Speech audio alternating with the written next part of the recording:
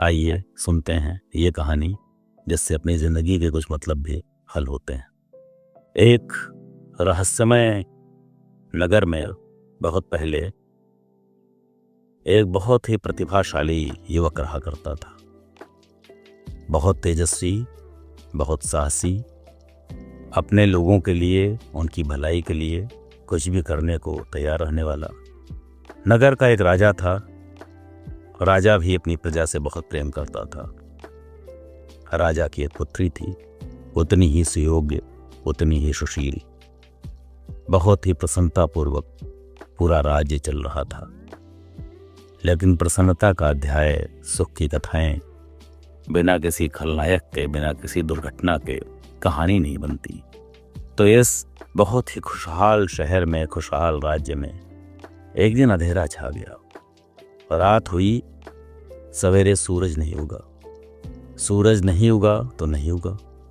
अंधेरा चारों तरफ। लोगों को लगा बादल है, बरसात होगी, रात ढलेगी, सूरज फिर आएगा। महीने बीत गए, दिन बीत गए, साल बीतने को आया। कोई फसल नहीं हो पाई। लोग परेशान। राजा ने अपने जासूस भेजे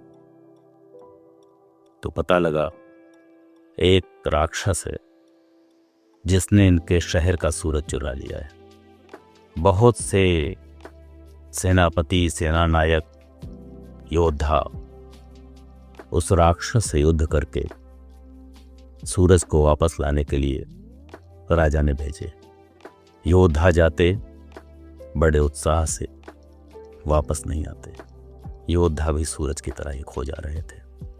ऐसे में वो किसान घर में जन्मा बालक, नौजवान, उससे लोगों ने कहा, तुम हमारी हर मुसीबत का हल पहले निकालते रहे हो, एक बार राजा से बात करो, तुम भी जाओ। नौजवान अपने लोगों की खुशहाली के लिए कुछ भी करने को हमेशा तैयार रहता था। उसने कहा, ठीक है, अगर आप लोगों को लगता है कि मैं ये कर सकता हूं तो मैं करने की पूरी कोशिश जरूर करूंगा। नौजवान राजा के पास गया, उनसे कहा कि महाराज, मुझे उस राक्षस से सूरज को छुड़ाने के अभियान पर भेजिए। राजा ने कहा, तुम बहुत नेकदिल हो, परोपकार करने वाले हो, चतुर भी हो, खेती किसानी के साथ तुमने लड़ाई भी सीखी है, लेकिन राक्षस से लड़ना इतना आसान नहीं होगा। जितने योद्धा आज तक गए हैं उन सबको मैंने कुछ ना कुछ जरूर दिया है जो उनकी लड़ाई में सहायक बने। किसी को तलवार दी है, किसी को ढाल दी है, किसी को सेना दी है, किसी को टुकड़ी दी है। अब मेरे पास कुछ भी नहीं बचा है सिवाय मेरे घोड़े के। ये शाही घोड़ा है, बहुत तेज रफ्तार से चलता है, मैं तुम्हें ये देता हूँ। घोड़े पर सवार होकर नौजवान चला। शहर के बाहर जंगल के सीमा पर पहुंचा। जंगल के बीच में पहुंचता है तो एक अजीब वाकया हुआ। जंगल के बीच में पेड़ों की एक ऐसी श्रृंखला थी जिसमें पेड़ों की पत्तियां नहीं थीं, टहनियां नहीं थीं। वहां पेड़ कुछ ऐसे उगे थे जैसे पेड़ों में शाखाओं की जगह पर सांपों के फन लहरा रहे हैं। देख कर नौजवान को डर तो लगा, लेकिन फिर भी हिम्मत करके वो आगे बढ़ चला। थोड़ा आगे बढ़ा तो पेड़ों की सारी टहनियां आपस में मिल गईं। उन्होंने रास्ता रोक दिया। नौजवान ने देखा उनके बीचों बीच में एक बूढ़ा पेड़ था। नौजवान ने कहा कि आप बुजुर्ग हैं, मैं आपको प्रणाम करता हूं, मुझे जाने का रास्ता दीजिए, मैं लोगों की भलाई के लिए निकला हूं। उस पेड़ ने कहा, रास्ता देने का मतलब यह है कि तुम्हें वह राक्षस मार देगा जिसके पास तुम जा रहे हो। तुम इतने खूबसूरत हो, इतने नौजवान हो, हम नहीं चाहते कि तुम्हारी मौत हो। नौजवान ने कहा, लेकिन कोशिश तो करनी होगी, मैं नहीं जाऊंगा तो मेरे देश के लोगों की फसल नहीं होगी। तमाम बूढ़े, बच्चे, औरतें, नौजवान सबके सब मारे जाएंगे। जिंदा तो मैं वैसे भी नहीं रहूंगा, भूखा मरने से अच्छा है लड़कर मरा जाए। जंगल ने कहा, फिर भी मैं पेड़ हूँ, मैं भोजन देता हूँ, मैं इंसानों को, जानवरों को, सबको अपने आगोश में लेकर उनको घर देता हूँ, उनकी सारी सुविधाओं का ख्याल रखता हूँ। मैं तुम्हें ऐसे जीते जी अपने आप को मारने की इजाज़त तो नहीं दे सकता। मेरे कुछ सवालों का जवाब दो। अगर तुम इतने चतुर होगे कि मुझे तुम्हें आगे जाने की इजाज़त देनी चाहिए तो मैं तुम्हें रास्ता दूंगा। नौजवान ने कहा, पूछिए, मेरे सामने और विकल्प भी क्या है। बूढ़े पेड़ ने पूछा, बताओ वह क्या है जिसकी वजह से पेड़, पहाड़, नदी, झरने सब कुछ खड़े हैं लेकिन वह खुद कहीं खड़ा नहीं है। नौजवान ने चारों तरफ देखा, बहुत ध्यान से देखा और फिर जवाब दिया, संतुलन। संतुलन वह है जिसकी वजह से सब खड़े हैं, लेकिन संतुलन स्वयं कहीं एक स्थान पर खड़ा नहीं होता, वो सबको धारण करता है। बूढ़ा पेड़ खुश हुआ तो उसने कहा, एक और सवाल है। मैं दिन में सोता हूँ, रात में जागता हूँ, मेरी हजारों आंखें हैं, लाखों आंखें हैं, लेकिन मैं फिर भी अंधा हूँ। बताओ मैं कौन? नौजवान ने चारों तरफ देखा, सूरज तो उगता नहीं था, रात ही रात थी। जमीन पर देखा, आसपास के पेड़ पौधों को देखा और फिर आसमान में देखा। रात थी, आसमान जाग रहा था, हजारों तारे टिमटिमा रहे थे जो उसकी आंखें थी, लेकिन आसमान फिर भी अंधा था। नौजवान ने कहा, आसमान। बूढ़े पेड़ ने कहा, तुम चतुर हो, मैं तुम्हें रास्ता देता हूं। बूढ़े पेड़ ने उसको आके रास्ता दे दिया। जंगल पार करके नौजवान पहुंचा तो एक बड़ी भयानक नदी थी, एकदम कल कल करके बहती हुई। नदी के मुहाने पर पहुंचने पर वह सोच ही रहा था कि मैं इसे पार कैसे करूंगा। तब तक नदी से एक बहुत बड़ा जलचर मगरमच्छ बाहर निकला। उसने कहा, यहाँ का राजा मैं हूं, पानी में कौन उतरेगा कौन नहीं उतरेगा यह मुझे तय करना है। हे नौजवान, तुम बहुत सुंदर हो, तुम परोपकारी भी हो, सबके लिए तुम्हें ऐसे जान देते हुए देखकर मुझे बहुत दुख हो रहा है। मैं तुम्हें यहां से जाने की इजाजत नहीं दे सकता। नौजवान ने फिर वही सारे तर्क दिए कि बैठे बैठे मर जाने से अच्छा है लड़ते हुए मरना। सूरज नहीं उगेगा तो तुम भी जी नहीं पाओगे, मेरा साथ था। मगरमच्छ ने कहा कि लेकिन मुझे भी ये देखना होगा कि तुम इतने चतुर हो कि नहीं कि तुम्हें आगे जाने दिया जाए। नौजवान ने कहा, पूछो। मगरमच्छ ने कहा कि बताओ वह कौन है जो हमेशा चलता है फिर भी एक ही जगह पर रहता है, जो बहुत शोर करता है फिर भी बोलता नहीं है। नौजवान ने चारों तरफ देखा और सामने उसको बहती हुई वेगपूर्ण नदी दिखाई दी। नौजवान ने कहा, यह नदी जिसमें से तुम निकले हो मगरमच्छ, हमेशा चलती है फिर भी एक जगह रहती है, कोलाहल खूब करती लेकिन बोलती नहीं है, खामोशी से अपना काम करती है।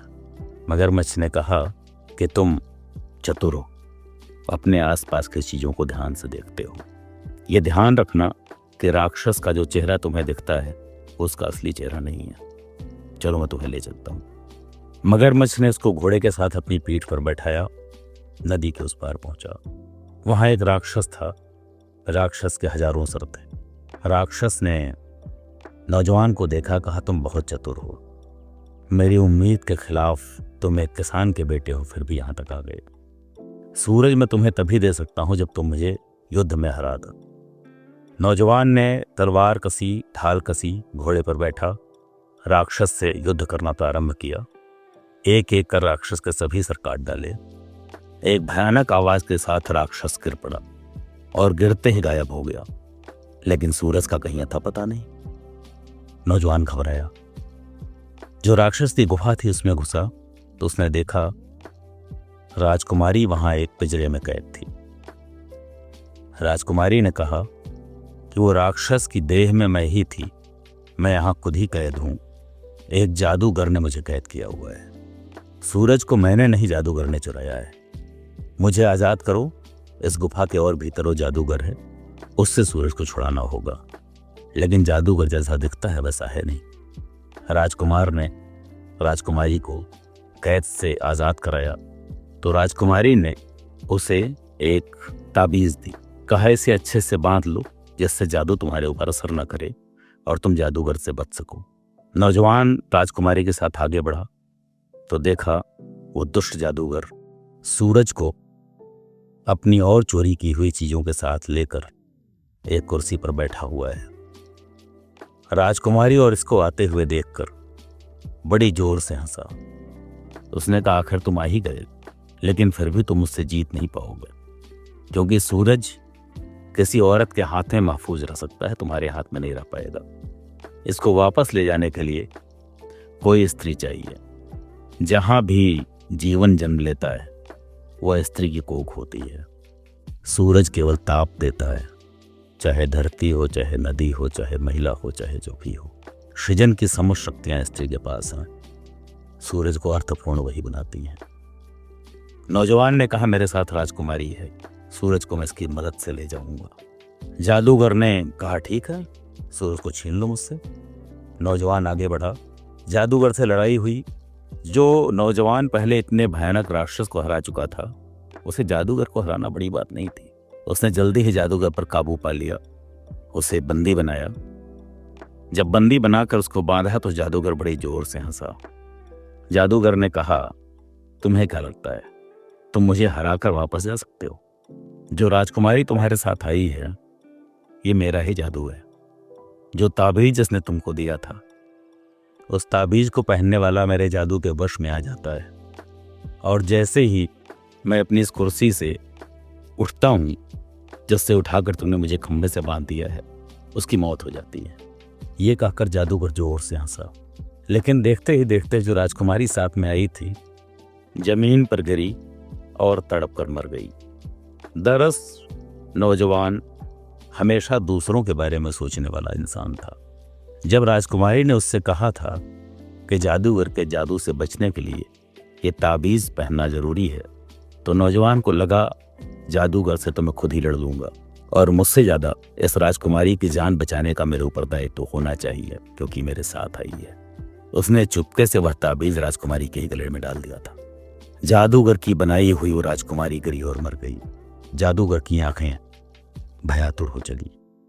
और फिर नौजवान ने देखा, उसकी कुर्सी के पीछे एक और पिंजरा था। असल राजकुमारी उसमें बंद थी। नौजवान ने राजकुमारी को बाहर निकाला, सूरज को आजाद किया। सूरज आसमान में फिर से अपनी पूरी आभा के साथ चमकने लगा। चारों तरफ खुशहाली छा गई। उस असल राजकुमारी को लेकर नौजवान वापस चला, अपने घोड़े पर बैठाया, मगरमच्छ की पीठ पर बैठकर नदी पार की, और जब जंगल में पहुंचा तो सारे बूढ़े पेड़ उसको रास्ता देने के लिए पहले से खड़े थे। शहर में आया, राजा के सामने पहुंचा। राजा ने राजकुमारी की शादी उससे की और वो दोनों खुशी खुशी रहने लगे। ये पूरी कहानी है उस दिलेरी की, उस समझदारी की, जहां पर एक इंसान अपने आसपास के चीजों को गौर से देखता है। प्रकृति में इतने रहस्य छुपे हैं, इतने उत्तर छुपे हैं। ये कहानी बताती है हमें प्रकृति के साथ एकाकार होने की आवश्यकता है।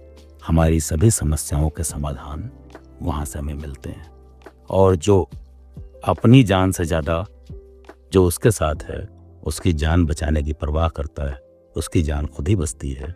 दूसरे का भला करने में हमारे हाथों का भला जरूर होता है।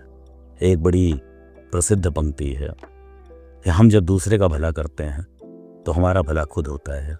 ये बिल्कुल ऐसे ही है कि जब आप दूसरों को फूल देने के लिए कांटों भरे पौधे से फूल तोड़ते हैं तो आपकी हथेलियों में फूलों की महक जरूर आ जाती है।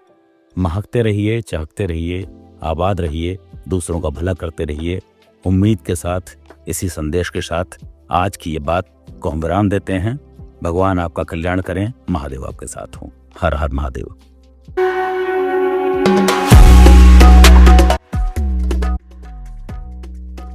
जिंदगी हम सभी को मिलती है, पैदा हम सब होते हैं, मरते भी हम सभी हैं, लेकिन ये तो जानवरों के साथ भी होता है, पेड़ पौधों के साथ भी होता है, हर उस जीव के साथ होता है जो इस पृथ्वी पर आया है, जिस धरती पर आया है।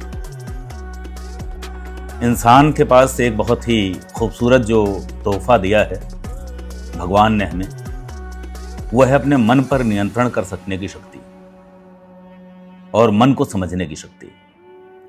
ब्रेन सभी जीवों के पास है, मस्तिष्क सबके पास है, देह सबके पास है, मन केवल मनुष्य के पास है, और इसीलिए हम मनुष्य कहलाते हैं। हमारा मन अच्छा भी होता है, मन खराब भी होता है। कहा गया है मन के हारे हार है, मन के जीते जीत।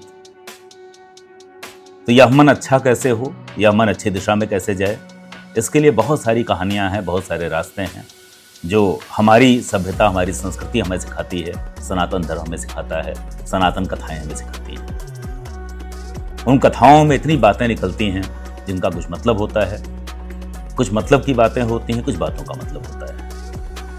हम पूछते हैं इसका क्या मतलब है, और फिर हम उसका अर्थ निकालने का प्रयास करते हैं, उनको सुनने का प्रयास करते हैं।